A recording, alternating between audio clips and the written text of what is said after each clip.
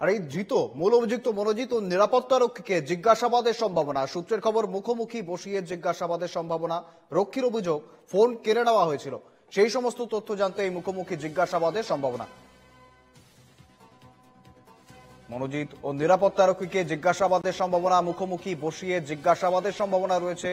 রক্ষীর অভিযোগ, ফোন কেড়ে নেওয়া হয়েছিল। সেই সমস্ত তথ্য জানতে এই মুখোমুখি জিজ্ঞাসাবাদের সম্ভাবনা রয়েছে।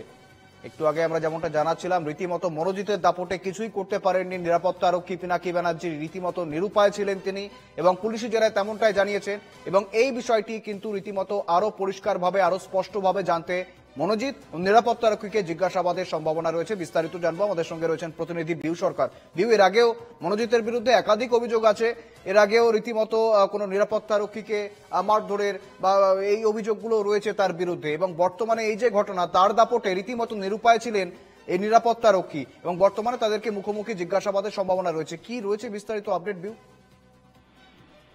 একদমই দেখো, এই যে কসবার ঘটনায় মনোজিৎ মূল অভিযুক্ত এবং যে নিরাপত্তা রক্ষী, ইতিমধ্যে দেখা গেছে যে নিরাপত্তা যে রক্ষী ছিল তার বিরুদ্ধে যে অভিযোগ উঠেছিল যে সে বাইরে বসে থাকলেও কোনো রকম সাহায্য করেনি। কিন্তু যেটা পুলিশ সূত্রে খবর, যে জেরায় চাঞ্চল্যকর স্বীকারোক্তি এই নিরাপত্তা রক্ষী পিনাকি ব্যানার্জি ওই দিন সময় তিনি ফোন করতে চেয়েছিলেন সেই সময়, কিন্তু সেই সময় তার যেহেতু ফোন বলপূর্বক কেড়ে নেওয়া হয়েছিল, এবং যখন মনোজিৎ মিশ্র সেই মোবাইল ফেরত দেয় তাকে হুমকি দেয় যে এই বিষয়ে কাউকে জানালে খুব খারাপ হয়ে যাবে। এবং সেই সমস্ত তথ্য জানতে, যে এটা আদৌ কতটা সত্যতা রয়েছে, না নিজেকে বাঁচাতেই কি পিনাকি এই ধরনের কথা বলছে, কারণ তার বিরুদ্ধে যে অভিযোগগুলো উঠেছে সে কোনো রকম ভাবে কাউকে কিছু বলেনি, কোনো রকম ভাবে তার ভূমিকায় লক্ষ্য করা যায়নি।